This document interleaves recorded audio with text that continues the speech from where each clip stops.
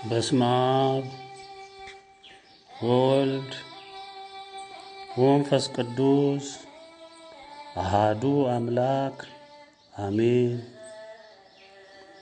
የሁሉ አስገኚ የሆንከው የፍጥረት ሁሉ ፈጣሪ በማንም ፍጥረት የማትመረመር ቸሩ ፈጣሪያችን የአብርሃምም የይስሐቅም የያዕቆብም አምላክ ስምህ ይክበር ይመስገን። እንደማያቋርጥ ጅረት ምስጋና ምድርንም ሰማይንም ሞልቶ ላንተ ይፍሰስ።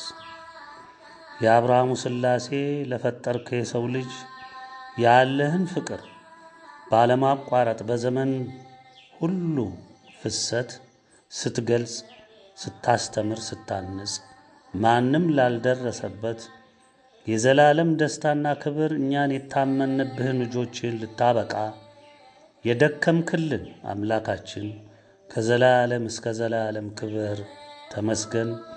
ምስጋና ምድርንም ሰማይንም ሞልቶ እንደማያቋርጥ ጅረት ውሃ ላንተ ይፍሰስ።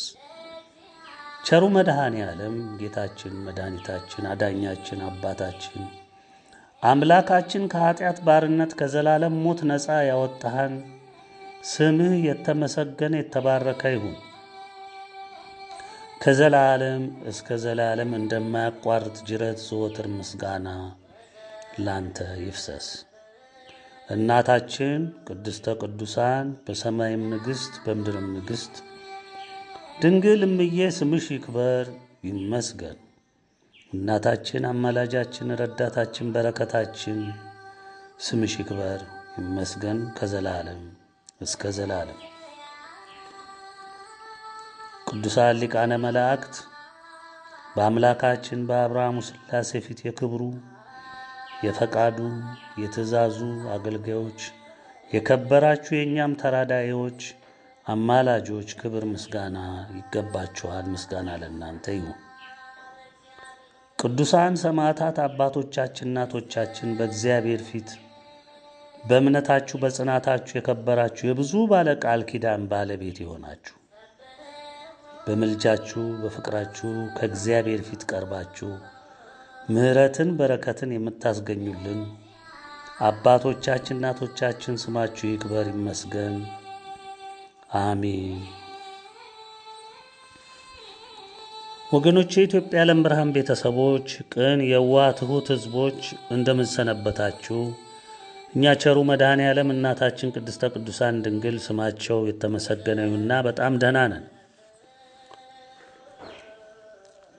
የወቅቱ ሁኔታ እኛ ከምንነግራችሁ ይልቅ በይበልጥ ራሱ በክንዋኔው እያስተማራችሁ እንደሆነ ራሳችሁ የምትመሰክሩት ነው።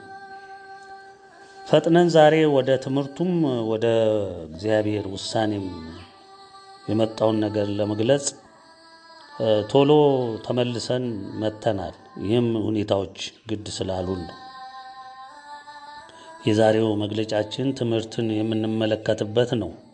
በእርግጥ ከጊዜው መክፋት ከትውልዱም መጥፋት አለመስማት ምክንያት ዘመኑን በመልካምነት ከእግዚአብሔር ጋር በመታረቅ ንስሐ በመግባት ከጠፉበት መመለስ ቢኖር ኖሮ ትውልዱ ዘመኑን በመልካምነት የዋጀ በረከትን፣ ምሕረትን፣ ሰላምን ከአብርሃሙ ሥላሴ የጨበጠ በሆነ ነበር። ይህ ግን ሊሆን አልቻለም። እርግጥ ነው እኛ ስላልነው አይደለም። የምታዩትን የምትመሰክሩ እናንተ እውነትን ያነገሳችሁ ተዋህዶን ያከበራችሁ በጣት የተቆጠራችሁ የእግዚአብሔር ሕዝቦች ቅን የዋህ ትሑት የኢትዮጵያ ዓለም ብርሃን ቤተሰቦች ወገኖቼም ናችሁ። ዛሬ በትምህርታችን አጠር አጠር እያደረግን የተለያዩ ርዕሶችን እንመለከታለን። በእነሱም አንዳንድ እውነቶችን ትጨብጣላችሁ ብለንም እናስባለን። ከትምህርታችን ማጠቃለያ ላይ አንድ ውሳኔ እንነግራችኋለን። ውሳኔው ይህ ትምህርት ሲዘጋጅ የመጣ የአብርሃሙ ሥላሴ ውሳኔ ነው። ትሰሙት ዘንድ እንገልጽላችኋለን። ቅድሚያ እስቲ ወደ ትምህርታችን ስንገባ ደግመን ዛሬም ዓለምም የኛው የጠፋ ትውልድም ሊረዳው ሊቀበለው ያልቻለውን ነገር ግን በእግዚአብሔር የተወደደውን ቃል እሱም ኢትዮጵያዊነትን ብንመለከተው መልካም ነው። ስለ ኢትዮጵያዊነት በትምህርታችን ደጋግመን እንዳነሳን ሁላችሁም የምታስታውሱት ነው። እግዚአብሔር ኢትዮጵያን ያከበረበት፣ የወደደበት፣ የተከለበት ምርጫ ያደረገበትን ምክንያት በመጠኑ ቀደም በነበሩ መግለጫዎቻችን፣ ትምህርቶቻችን ውስጥ ሁሉ ነግረናችኋል።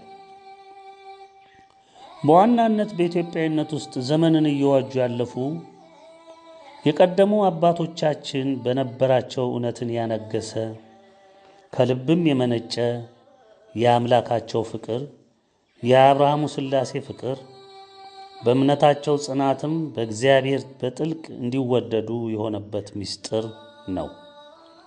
ዛሬ ለዓለሙ ሁሉ ሊረዳው ያልቻለ ቅዠት የሆነበት ምክንያቱ ደግሞ እግዚአብሔርንና ፈቃዱን ትእዛዙን አምኖ ለመኖር ያልወደደ ትውልድ ስለሆነ ነው። እግዚአብሔር ተዋህዶ እምነትን፣ ኢትዮጵያዊነትን የቃል ኪዳኑ ምልክት ያደረጋትን አረንጓዴ ቢጫ ቀዩን ሰንደቅን ለያይቶ አልተመለከተም፣ ለያይቶም አላስቀመጠም። አንዱ አንዱን እንዲመግብ የምስጢር ቋት እንዲሆኑ አደረገ። በአንድነት በውድነት ተመለከተ እንጂ ስለ ቃል ኪዳኑ ሰንደቁን፣ ስለ ሀገርነት፣ እንደ ሕዝብ ስለ መውደድ በምድር ትልቅ ይሆን ዘንድ ይከበር ዘንድ የወደደውን ስም ኢትዮጵያዊነትን እሱን ለማመን ለወደደውም ለመውደድም ለመፈቀርም ለመከበርም ዘላለማዊ ሕይወትን ለመጨበጥም የከበረውን የልጅነት ክብርም ለመጨበጥም ተዋህዶን እምነትን ከነሚስጥሯ ለኢትዮጵያውያን በፍቅሩ ሰጠ። ሌላውን ትውልድ ይህ በረከት አይድረሰው፣ አይመልከት ወይም አያገኘው አላለም። ነገር ግን በቃሉ የተጻፈውን ሳይሸራረፍ፣ ሳይደለስ፣ ሳይከለስ፣ ሳይቀነስ ፈቃዱን፣ ትእዛዙን፣ ሐሳቡን ጨብጦ የመጣውን ሰማዕተ አሐዱን መጽሐፍ ቅዱስ በባሮቹ አማካኝነት በየዘመኑ አጎልብቶ ለሕዝቡ ሰጠ። መጽሐፍ ቅዱስን ተረድቶ በስጋው በእውቀቱ በጥበቡ መርምሮ ሳይሆን በእውነት በእምነት በመንፈስ በስብከት ሞኝነት ተቀብሎ ይድን ዘንድ እድሉን ሰጠ። ለከሌ ለከሌ አላለም፣ ለአዳም ዘር በሙሉ። እርግጥ ይህንን ያደርሱ ዘንድ የወደዳቸውን ባሮች ነው የላከው። ቃሉን በደንብ ለሕዝብ ለአዳም ዘር ያደርሱ ዘንድ በፊቱ የታመኑትን የተወደዱትን ባሮቹን ልኳል። የቃሉን የፈቃዱን ምስጢር ለመረዳት መንገዱ እምነት ብቻ መሆኑን ምስጢርንም የሚገልጽ በየዘመኑ የቃሉን አንድምታና መፈጸም የሚገልጽ እግዚአብሔር መንፈስ ቅዱስ መሆኑን አበክሮ ደጋግሞ ገለጸ። ይህን እውነት ይህን ምክር አባቶቻችን ከልባቸው ሄዱበት። ልብ ብላችሁ አድምጡ። አባቶቻችን ከልባቸው ነው የሄዱበት። ወደ እውነቱ ምስጢር ደረሱ። በእምነት ጉዞ ለደረሱበትም እውነት በትንሿ እንኳን መገለጥ እግዚአብሔርን ከልባቸው የሚፈልጉ አባቶቻችን በብርሃኑ ሄዱበት። እሱም በመፈለግ በጥረታቸው በእምነታቸው ጽናት እግዚአብሔርን አስደመሙት፣ አስገረሙት። ጥንካሬያቸውን፣ ውሳኔያቸውን፣ የከፈሉትን ዕድሜያቸውን፣ ጊዜያቸውን ሁሉ መስዋዕት አድርገው እሱን ሲፈልጉ በመኖራቸው እግዚአብሔር ተደነቀ፣ ተደመመ፣ ተደሰተባቸው። በዚህም እግዚአብሔር ከልብ ወደዳቸው፣ መረጣቸው፣ አከበራቸው፣ በፍቅር በመሃላቸው አደረ። አባቶቻችን የሄኖክን የእምነት አካሄድን ስለተከተሉ አካሄዳቸውንም ከእግዚአብሔር ጋር ስላደረጉ፣ ልብ ብላችሁ አስተውሉ ወገኖቼ። ሰው አካሄዳውን ከእግዚአብሔር ጋር ካደረገ ምንም የሚያጣው ነገር የለም። ምን ፈተና ቢበዛበት፣ ምን ቢወድቅ ቢነሳ፣ ምን ቢያጣ ቢነጣ፣ ምን የሰው ጠላት ቢበዛበት፣ የዲያብሎስ መንጋ በላዩ ላይ ቢዘምት፣ ቢያስሩት፣ ቢገሉት፣ ቢፈጩት፣ ቢቆሉት፣ በዚህ ሁሉ ውስጥ ሁሉ እግዚአብሔርንና ፈቃዱን በመፈለግ አካሄዱንም ከእግዚአብሔር ፈቃድ ጋር ያጣበቀ ሰው ዞሮ ዞሮ አሸንፎ ይወጣል። ስለዚህ እግዚአብሔርንም እንዲህ ነበር አባቶቻችን የፈለጉት። አካሄዳቸውን እንደ ሄኖክ ከእግዚአብሔር ጋር ስላደረጉ በቢጫ ወርቅነት የተተረጎመችውን የሀገርነት ስም የስሞች ሁሉ የበላይ የሆነችውን ኢትዮጵያዊነትን ወይም ኢትዮጵያ ከነ ሚስጥሯ ተዋህዶ እምነት በኢትዮጵያዊነት ማህፀን እንዲያድግ እንዲወለድ የዚህም ሕዝብ ሰንደቅ አረንጓዴ፣ ቢጫ፣ ቀዩ ወይም ቀስተ ደመናው የቃል ኪዳኑ ምልክት እንዲሆን ወሰነ፣ ሰጠ። ይህ ደግሞ የሆነው እግዚአብሔርን ከልብ ስለፈለጉና ስለወደዱት ነው። ኦሪት ዘፍጥረት ምዕራፍ 5 ከቁጥር 21 እስከ 27 ስለ ሄኖክ ምን ይላል? ሄኖክም 165 ዓመት ኖረ፣ ማቱሳላን ወለደ። ሄኖክም አካሄዱን ልብ በሉ፣ አካሄዱን ከእግዚአብሔር ጋር አደረገ። ማቱሳላንም ከወለደ በኋላ የኖረው 200 ዓመት ሆነ፣ ወንዶችንም ሴቶችንም ወለደ። ሄኖክም የኖረበት ዘመን ሁሉ 365 ዓመት ሆነ። ሄኖክም አካሄዱን ከእግዚአብሔር ጋር ስላደረገ አልተገኘም፣ እግዚአብሔር ወስዶታልና ሞትን ሳይሄደ። ይውላችሁ በእምነት እግዚአብሔርን ማስደሰት ይቻላል። በእምነትና በእምነት ብቻ። በእውቀት ይቻላል፣ በሊቅነት በጥበብ በዚህ ሄደን በዚህ ወጥተን በዚህ ወርደን ኮሌጅ ዩኒቨርሲቲ ይህ ሁሉ እግዚአብሔር ጋር አያደርስም። እምነት ብቻ ነው የሚያደርሰው። ብዙውን ሺህ ዘመን እምነት በኢትዮጵያዊነት ማህፀን ውስጥ ተወልዶ ሳይጨነግፍ እንዴት እንደሚያድግ በአባቶቻችን አካሄድ ተረጋግጧል። እግዚአብሔርም አረጋግጦታል፣ ተቀብሎታል፣ አክብሮታል። ከነሱ የወረዱት የእምነት ልጆቻቸውም ኖረውበት ውጤቱን አይተነዋል። እኛም ዛሬ ልጆቻቸው የነሱ ፍሬዎች ነን። ልብ በሉ፣ እግዚአብሔር ከመሰረቱም ራሱን ለሰው ልጅ ያስታወቀው መሰረታዊ ትእዛዛቶቹን ተቀብለን አምላክነቱን አምነን ወደነው ታዘነው እየበረታና እያደገ በፍቅርም እየጸና በሚሄደው እምነታችን ይበልጥ እያወቅነው እሱም እንደ እምነታችን ጥንካሬ እንደ ፍቅራችን ጥልቀት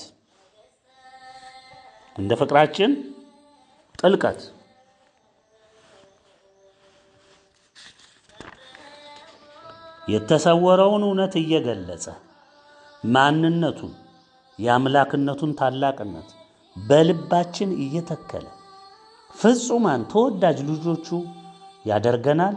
ይህን ደግሞ በአባቶቻችንም በቅርብም በርቀትም በነበሩት ሁሉ በተግባር አሳይቶናል። ይህን ያደርጋል እንጂ ዛሬ እንደምንሰማው እንደምናየው በእውቀት ብዛት፣ በምርምር ብዛት፣ በብዙ መጽሐፍትን በማገላበጥ ብዛት፣ በማያልቅ ሳይንሳዊ ትንተናና ምርምር ብዛት ስለ እግዚአብሔር ማወቅም መቅረብም አይቻልም። ዘመኑን እዩት።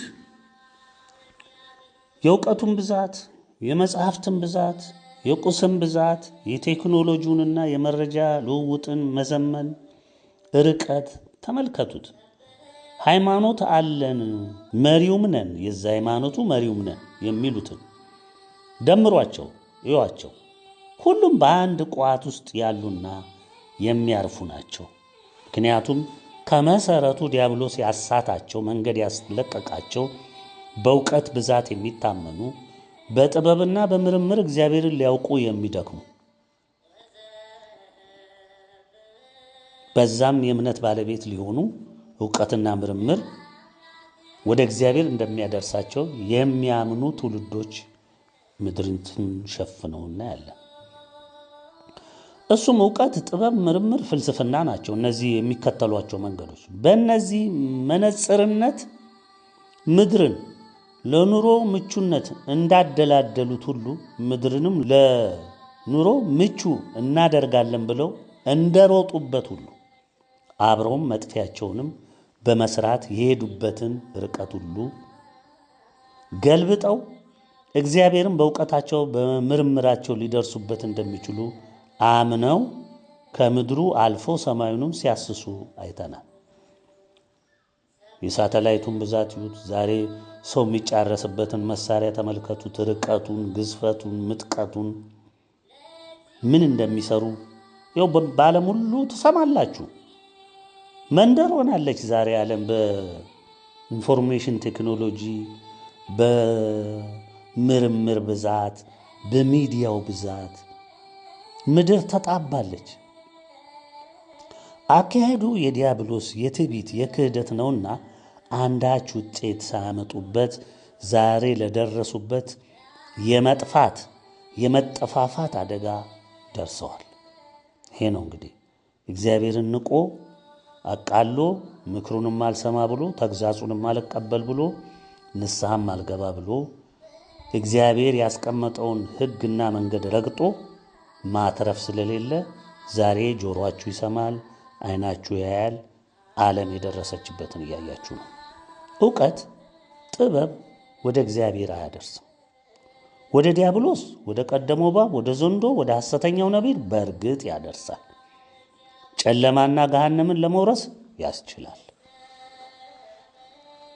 አባቶቻችን የሄዱበትን መንገድ ፈጣሪያቸውን በማመን በመፍራት በመታዘዝ ፈቃዱን በመፈጸም ፍቅሩን ለማትረፍ በብርቱ በመድከም እንዳዘዛቸው በልባቸውም ባኖረው ሕገ ልቦናም አልፎም በተለያየ መንገድ በሕልምም በራእይም ራሱን ሲገልጽላቸው በዛች በሰጣቸው በትንሿ ምልክት ተመስርተው አብዝተው ስለፈለጉት ፈቅዶላቸው እንደ እምነታቸው ጽናት እየታወቃቸው ራሱን እየገለጸላቸው እያጸናቸው ሙሉ የእምነት ሰው አድርጓቸው በክብር ወደ እሱ እንዲፈልሱ አድርጓል። ይሄ የቀደመው ታሪክ ለእኛ ግልጽ ነው። የእነሱን እውነትና በመንፈስ ማምለክ ያልተረዳ ወይም ሊረዳ ያልፈለገ በዲያብሎስ ዕውቀት የደነቆረው የዛሬው ትውልድ ግን ይህን ባለመቀበሉ ለዛሬው የመጥፊያ ደጅ ሊደርስ ችሏል። እግዚአብሔር ወደ እርሱ እንድንቀርብ ኢትዮጵያዊነትንና ምስጢሯን ለፈቀደ ትውልድ ሁሉ ሰጥቷል። አላገደም፣ አልከለከለም። ይህን ተረድተው የሚመጡ ማናቸውም የአዳም ዘር ሁሉ ውስጡን ኢትዮጵያዊነት ምንድን ነው? ሕገ ልቡናስ ምንድን ነው? ሕገ ኦሪቱስ ምንድን ነው? ወንጌሉስ ምንድን ነው? የጌታችን የመድኃኒታችን የኢየሱስ ክርስቶስ የቸሩ መድኃኔ ዓለም ዋጋ መክፈል ምስጢሩ ምንድን ነው? ከምን ጋር የተቆራኘ ነው? ለምን ተዋህዶ ተጋምዶ ይታያል? ምስጢሩ ምንድን ነው? መግቢያው በር ምንድን ነው ብሎ ላሰበ፣ ለወሰነ፣ ለወደደና እውነትን ለመረዳት ልቡ ለፈቀደ ሁሉ እግዚአብሔር ክፍት አድርጓል። አልሸፈነ፣ አልከለለ። ዛሬ የምትሰሙትን ከመልእክት 1 ጀምሮ እስከ መልእክት 10 ድረስ በብዙ በብዛት ቁጥር የሌለው መግለጫ ትምህርት ይህን ሁሉ ለ19 ዓመት ሳንታክት ወደ እናንተ ስናደርስ ይኖር ነው። የእግዚአብሔርን እውነት ወደ እናንተ ለማስረጽ አይደለም እንዴ? ፈቃዱን ለመግለጽ አይደለም እንዴ? ከመሰረት የነበረውን እውነት ለእናንተ ለማድረስ አይደለም እንዴ? ዲያብሎስ ለዘመናት ሲሸፍን የኖረውን ከእናንተ ሕሊና ሲያርቅ የኖረውን ከእግዚአብሔር ፈቃድና ሐሳብ አስወግዶ አናጥቦ አስለቅቆ መንገድ አስቶ ያጠፋውን ትውልድ ሁሉ እግዚአብሔር ዝም ብሎ መጥቶ ለምን ከመንገዴ ወጣ ብሎ ሊያጠፋ አይደለም የመጣው። አስቀድሞ ምክርን፣ ትምህርትን፣ ተግሳጽን፣ ፍርድን ይህ ሁሉ እያስከተለ የመጣው ለምንድን ነው? የሰው ልጅ ከጠፋበት መንገድ እንዲመለስ እግዚአብሔር ፈቃዱ ምን እንደነበረ እንዲያስተውል አባቶቹ በየት መንገድ እንደሄዱ እንዲያይ። እውነተኛ አባቶች እነማን ናቸው? አባቶች በመላው ዓለም አሉ። የተለያዩ የክህደት እምነቶች ውስጥም አባቶች አሉ። ያረጁ የከበዱ የገረጀፉ አሉ። ዕውቀት አለን ብለው ዓለምን ሁሉ በእውቀታችን እንመራዋለን የሚሉ የካቶሊክ ምሁራኖች ሊቆች አሉ። የመናፍቃን ሊቆች አሉ። የኛም እምነት የተዋህዶ ብትወስዱ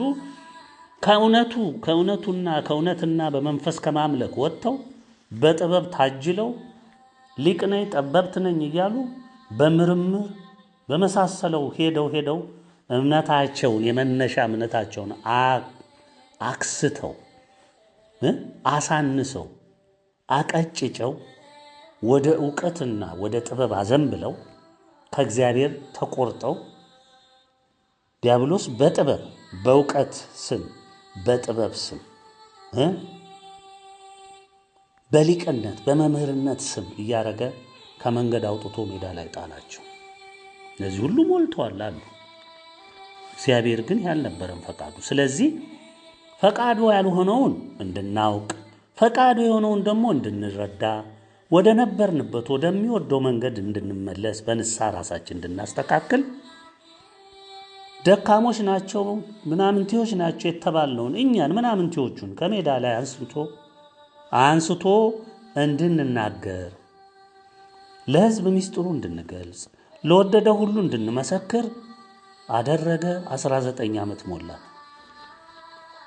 የተሰወረውን እውነት እየገለጸ ማንነቱን የአምላክነቱን ታላቅነት በልባችን እየተከለ ፍጹማን ተወዳጅ ልጆቹ ለማድረግ እግዚአብሔር ሁሌ ፈቃዱ ነው፣ ያደርጋል፣ እያደረገም ነው የመጣው እንጂ ዛሬ እንደምንሰማው እንደምናየው በእውቀት ብዛት በምርምር ብዛት በብዙ መጽሐፍትን በማገላበጽ ብዛት በማያልቅ ሳይንሳዊ ትንተና ምርምር ብዛት ስለ እግዚአብሔር ማወቅም መቅረብም አይቻልም።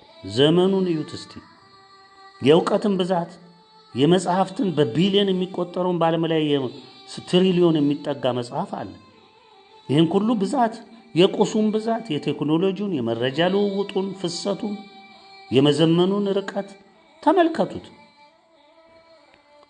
ሃይማኖት አለን መሪነን የሚሉትን ሁሉንም ተመልከቱ።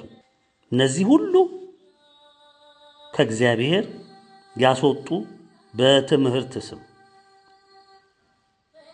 በእውቀት ስም ሕዝቡን ያጠፉ ምሁራን የሚባሉ ናቸው ወገኖች። ምሁራን የሚባሉ እግዚአብሔር ወደ እርሱ እንድንቀርብ ያላደረገው ምክር የለም። ኢትዮጵያና ኢትዮጵያዊነት ምን እንደሆነ ዓለም እንዲያውቅ ፈቃዱ ስለሆነ እኛ እንድንገልጽ ያልተደረገ ጥረት የለም። ኢትዮጵያና ኢትዮጵያዊነት ምን እንደሆነ እንድናውቅ ብዙ ትምህርት ለሕዝቡ ለመስጠት ጥረናል። ኢትዮጵያዊነት በኢትዮጵያዊነት ማዕፀን እንዲበቅል እንዲያድግ አድርጎ የእምነትን ትርፍ ሰጥቷል። ለሳምራዊቱ ሴት ምንድነው ያለው ቸሩ መድኃኔዓለም? ወደ ኢየሩሳሌም ፊታችሁን አዙራችሁ በጥንቱ ሕግ በመሳሰለው የምትሰግዱበት ታመልኩበት ዘመን አይደለም። አሁን እንሆ በእውነትና በመንፈስ በእምነት የምታመልኩበት ጊዜ መጥቷል ብሎ ይህንን ኃይለ ቃል ለሳምራዊቷ ሴት እውነትን ሲያስጨብጥ ተናግሯል። ይህ ደግሞ የሆነው አለ ምክንያት አይደለም። ኢትዮጵያና ኢትዮጵያዊነት ተዋህዶ እምነት ለብዙ መቶ ዓመታት ዲያብሎስ ባነደደው የገሃነም ደጅ ጸንተው በመቆማቸው በእምነት ጽናታቸው ነጥረው በመውጣታቸው ነው እግዚአብሔር ኢትዮጵያና ኢትዮጵያዊነትን ያከበረው። ሚስጥሩንም በዛ ውስጥ እንዲሸፈን በእምነት ለፈለገ ግን እንዲገለጥ የፈቀደው በዚህ ልብ በሉ። እግዚአብሔርን በአንደበትህ እየሸነገልክ በድፍረትም በትዕቢትም እየተራመድክ አውቄሃለሁ ልትለው አትችልም። ከመነሻውም እግዚአብሔርን እንዲያውቅ የተወደደ ሰው ራሱ እግዚአብሔር እየኮተኮተ እያስተማረ እያነጸ በታላላቅ ፈተናዎች ውስጥም እያሳለፈ አምላክነቱን በልቡ እየተከለ የእምነቱን መሰረት እያነጸ ያሳድገዋል። ሲወድቅ እያነሳ፣ ሲሰበር እየጠገነ፣ ሲሰደድ አብሮት እየተሰደደ፣ ሲራብ እየመገበ፣ በበረታ ዳገት ሲወጣ ከፊቱ ሆኖ በሚልክለት መልአክ እያበረታ እየደገፈ ሊማር የሚገባውን እያስተማረ ፈቃዱን እያሳወቀው ጽናትን፣ ትዕግስትን፣ ፍቅርን ከሁሉም በላይ ደግሞ እምነትን እንዲያጸና በሱ ተስፋንም እንዲያደርግ እያደረገ እንደ ሰው ከመንቀሳቀስና እርባና ከሌለው የጥፋት መንገድ የጨለማ መንገድ ለይቶ የብርሃንን መንገድ እንዲጨብጥ እያደረገ ሙሉ ሰው ያደርገዋል። ይሄ እንግዲህ ልቡ ለፈቀደ ማለት ነው። ልብ በሉ። አባቶቻችን እንዲህ ስለሆኑ ነው፣ ስላደመጡት ነው፣ ባስተማራቸው ስለሄዱ ነው፣ በወደቁበት ሲደግፋቸው፣ ባጡበት ሲያበረታቸው፣ ሲሰጣቸው፣ ሲባርካቸው፣ ሲጎዱ እየጠገነ፣ ሲታመሙ እየፈወሰ፣ በውጣ ውረድ ውስጥ ሁሉ አጽንቶ ስላቆማቸው የስሞች ሁሉ ስም የሆነውን ኢትዮጵያዊነት አላበሳቸው። ሚስጥርንም እዛ ውስጥ አደረገ። የወደዳቸው የእነሱን ቃል ኪዳን ትሩፋት ሁሉ ለማግኘት እድለኛ ሆነ። እግዚአብሔር በወደድከው ልክ፣ በታዘዝከው ልክ፣ ባመንከው ልክ ጸንተህ ስትቆም በዛም ጽናትህ ምድርትን እንኳን ለቀህ ብትሄድ ትውልድህን ይባርካል። እስከ 1000 ትውልድ ባርካለሁ የሚል እግዚአብሔር የታመነ ነው። ትውልድህን ይባርካል። በረከት ማለት ይሄ ነው። እውነትን እየገለጸ እኛ ልጆቻቸው የአባቶቻችን ልጆች እውነትን እንድናውቅ ያደረገን በእነሱ ድካም፣ በእነሱ ልፋት እግዚአብሔር ትውልዱን ለማዳን ስለፈቀደ እኛ ምጣደር ስለደረሰን ይሄን ልታውቁት ይገባል። አስተውሉ። እግዚአብሔርን ለማወቅ በኮሌጅ፣ በዩኒቨርሲቲ፣ በውጭ ሀገር ባሉ እምነት መሰል የፍልስፍና ተቋም አታገኙትም። በዚያም መንገድ ሄዳችሁ ወደ እርሱ አትደርሱ። ዛሬ እንደተመለከታችሁት ሊቃውንቶች አያደርሷችሁ። በሊቃውንቶች፣ በመምህሮች፣ በዲያቆኖች ብቻ ተምረህ እኔን ታውቃለህ አላለንም።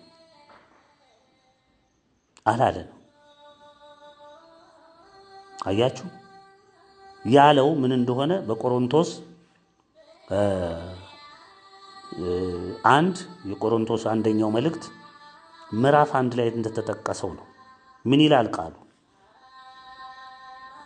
የመስቀሉ ቃል ለሚጠፉት ሞኝነት፣ ለኛ ለምንድን ግን የእግዚአብሔር ኃይል ነውና። አያችሁ የእግዚአብሔር ኃይል መሆኑን ለኛ ለምንድን እግዚአብሔር ስለፈቀደ እምነትን እንድንጨብጥ ስላደረገ መስቀሉ ለኛ ኃይል ነው፣ የእግዚአብሔር ኃይል ነው። ለሚጠፉት ግን ምንድነው? አሁን ስለ መስቀል ብታወራ ተሰቀለ ጌታ እንዲህ ነው ብትለው ይኸው እየሳቀ ስንት ቢሊዮን ትውልድ በራሱ መንገድ ይሄድ አይደለም? አዎ የጥበበኞችን ጥበብ አጠፋለሁ የአስተዋዮችንም ማስተዋል እጥላለሁ ተብሎ ተጽፏልና። ይሄው እንግዲህ ይሄን እቀበላለሁ እኮ አላለም እግዚአብሔር። አጠፋዋለሁ፣ ባዶ ከንቱ አደርገዋለሁ። እኔን በጥበብ አታውቀኝም። አየህ የአስተዋዮችንም ማስተዋል እጥላለሁ። አስተውያለሁ፣ ተመራምሬያለሁ። ጥበበኛ አይቀበልህም፣ አያውቅህም። ጥበበኛ የት አለ? ጸሐፊስ የት አለ? የዚች ዓለም መርማሪስ የት አለ? ትውልድ ስማ፣ ተመራማሪው፣ ታዋቂው እኔ ጋ ነው እግዚአብሔር አለ እያላችሁ የምትቀባጥሩ ሊቃውንቶች፣ መምህራን ሁሉ ስሙ። ጉባኤ ትላለህ፣ ልዩ ጉባኤ ትላላችሁ፣ ህዝቡን ወደ ገደል ትሰዳላችሁ። ወዮላችሁ! እግዚአብሔር የዚችን ዓለም ጥበብ ሞኝነት እንዲሆን አላደረገምን? ይሄ ቃሉ ነው። እንግዲህ በእግዚአብሔር ጥበብ ምክንያት ዓለም እግዚአብሔርን በጥበቧ ስላላወቀች ይውላችሁ። እግዚአብሔር በራሱ ጥበብ ነው። የጥበብ ሁሉ ፈጣሪ ራሱ እግዚአብሔር ነው። ዓለም ዲያብሎስ ያደነቆራት ዓለም በጥበቧ ብዛት እግዚአብሔርን ስላላወቀች በስብከት ሞኝነት የሚያምኑትን ሊያድን የእግዚአብሔር በጎ ፈቃድ ሆኗልና። ተነገረህ እውነት አመንክ፣ ተቀበልክ። በቀላሉ አምነህ መቀበል ነው። ሰማህ ጆሮ፣ ልብ ተቀበለ። መዳን ነው፣ ማመን ነው፣ መዳን ነው። ይሄ ነው የእግዚአብሔር በጎ ፈቃድ። አዋቂዎችስ ጥበበኞችስ መቼም አይሁድ ምልክትን ይለምናሉ፣ የግሪክ ሰዎችም ጥበብን ይሻሉ። እውነት አይደለም? የዚህ ዓለም ሰው ዛሬ በእነሱ ምሳሌ አይደለ እየሄደ ያለው? አውሮፓኒው፣ አሜሪካኒው፣ ኤሽያውንም ሁሉንም የሚዋቸው በጥበብ ነው፣ በእውቀት ነው። እግዚአብሔርም በዛ መነጽር ነው የሚፈልጉት። እኛ ግን የተሰቀለውን ክርስቶስን እንሰብካለን። ይህም ለአይሁድ ማሰናከያ፣ ለዓለም ሁሉ ነው። ይሄ ለዓለም ሁሉ ማሰናከያ ነው፣ ለአሕዛብም ሞኝነት ነው፣ ለሁሉም ሕዝብ። ለተጠሩት ግን ልብ በሉ፣ አይሁድ ቢሆን የግሪክ ሰው ቢሆን የማንኛውም አሕዛብ ቢሆኑ የእግዚአብሔር ኃይልና የእግዚአብሔር ጥበብ የሆነው ክርስቶስ ነው። ከሰው ይልቅ የእግዚአብሔር ሞኝነት ይጠበባልና የእግዚአብሔርም ድካም ከሰው ይበረታልና ይላል። እንግዲህ ቃሉ ወገኖች እንቀጥል። ቃሉ ወንድሞች ሆይ መጠራታችሁን ተመልከቱ፣ መጠራታችሁን ተመልከቱ። እንደ ሰው ጥበብ ልብ በሉ። አሁን ሰው እንደሚሰብከው በጥበብ ይገኛል እንደሚለው ሳይሆን እግዚአብሔር ጥበበኞች ሆኑ፣ ብዙዎች ኃይለኞች ሆኑ፣ ብዙዎች ባላባቶች ሆኑ፣ ብዙዎች አልተጠሩም። በቃ በዚህ መንገድ የሄዱ አልተጠሩም። ነገር ግን እግዚአብሔር ጥበበኞችን እንዲያሳፍር አያችሁ፣ የዓለምን ሞኝ ነገር መረጠ። ሞኞቹን እንደኛ አይነቶቹን ምስኪኖቹን ከየሜዳው መረጠ እግዚአብሔር። ብርቱንም ነገር እንዲያሳፍር እግዚአብሔር የዓለምን ደካማ ነገር መረጠ። ይኸውላችሁ ኃያሉን መረጠ ይላል፣ ሊቁም መረጠ ይላል፣ ባለጠመንጃውን መረጠ ይላል፣ ንጉሱን መረጠ ይላል። የትኛውን መረጠ ይላል? ደካማ ነገርን መረጠ። እግዚአብሔር የሆነውን ነገር እንዲያጠፋ የዓለምን ምናምንቴ ነገር የተናቀውንም ነገር መረጠ። በቃ ንቃችሁን የለም እንዴ? የት ናቸው እነዚህ ምንድን ናቸው እያላችሁ የምትሉን? እኛ አሁን ጥሩ ምስክር ነን። እኛ የኢትዮጵያ ዓለም ብርሃን ምናምን ምንድን ናቸው እነዚህ? ከየት የመጡ ናቸው? ስንት ሊቅ፣ ስንት ጠበብት፣ ስንት ምሁር፣ ስንት ዲያቆን መምህር ነኝ ምን ነኝ እያለ ሜዲያውን መሬቱን ምድሩን ያጣበበ ሁሉ ሞልቶ እነዚህ ከሜዳ በቀል የሚሉ አሳሳቾች ምናምንቴዎች ከንቶች፣ አንዳንዶችም እብዶች ምናምን ይሉናል። ምን ብቻ የማይሰጡን ስም የለም። ይህ ሁሉ ቢባልም የመረጠው እግዚአብሔር ማንን ነው እንደዚህ የምንባለው? አያችሁ፣ የተናቀውን ነው እግዚአብሔር የመረጠው። ስጋን የለበሰ ሁሉ በእግዚአብሔር ፊት እንዳይመካ፣ ነገር ግን የሚመካ በእግዚአብሔር ይመካ ይላል። እንግዲህ ይሄ ነው። ይውላችሁ ልብ በሉ። ኢትዮጵያና ኢትዮጵያዊነት ለምን ተመረጡ? መልሱ ከላይ ያየኸው ነው ባጭሩ። አንተ የናቅሃቸውን እግዚአብሔር አከበራቸው። ዓለም አልሰማ አለ። በዓለም ስሌት ኃያላን ማለት አሜሪካ G7 የምትላቸው ወይም G20 የምትሏቸው ናቸው። የዲያብሎስ ኃያላን ማለት ነው። ዲያብሎስ ያነገሳቸው ኃያላን መንግስታት ሁሉም በምድር ላይ ያሉ ዛሬ በሙሉ አንድም የእግዚአብሔር መንግስት የለም፣ ምንም የለም። ሙሉ በሙሉ የዲያብሎስ መንግስታቶች ናቸው ምድር ሙሉ በሙሉ የሸፈኑት። 195 ሀገር 200 ሀገር ይባል እንደዚህ ነው ያሉት። ሁሉም ግን የዲያብሎስ ልጆች ናቸው። በእነሱም ታምነው በእነሱም የሚተዳደረው አብዛኛው ማለት ትችላላችሁ የዲያብሎስ ታማኝ ነው። ህዝቡም ራሱ በተለያየ እምነት ውስጥ ገብቷል። ካቶሊክ፣ መናፍቅ፣ እስላም፣ ሽንቶይዝም፣ ሂንዱይዝም ምን ቁጥር ስፍር የሌለው ሞልቷል። ከዛ የተረፈው በዘረኝነት፣ ከዛ የተረፈው ደግሞ በተለያየ በእውቀቱ በምኑ በአምልኮ ባዱ በትብታቡ በተለያየ ተተብትቦ ሙሉ በሙሉ ተይዟል። እጅግ ጥቂት ሰው ነው እግዚአብሔርን ፈርቶ የሚኖር በእውነቷ መንገድ ላይ የሚሄድ። ምሳሌ ኢትዮጵያ ዓለም ብርሃን የእምነት ጀግናዋ ኢትዮጵያና ተዋህዶ ናቸው። በኢትዮጵያዊነት ማህፀን በብርሃን ተኮትኩተው ያደጉ። ዛሬ ኢትዮጵያን አፈርሳለሁ ተዋህዶን አጠፋለሁ ብለህ የዘራኸውም የማፍረስ ርቀት ይሄው እየታየ ነው። የአሜሪካ፣ የአውሮፓ፣ የቻይና፣ የመላው ዓለም ሀያላን በሙሉ የአረቡ ዓለም በሙሉ በዲያብሎስ ትእዛዝ ኢትዮጵያ ተዋሕዶ እምነት እንዲጠፉ እንዲፈርሱ ከወያኔ ቀጥሎ በአብይ አህመድ የሚመራ አፍራሽ ግብረ ኃይል አደራጅተው ይኸው ሀገሪቱን እያፈረሱ እያተራመሱ እየፈጁ እያቋሉ ይገኛሉ።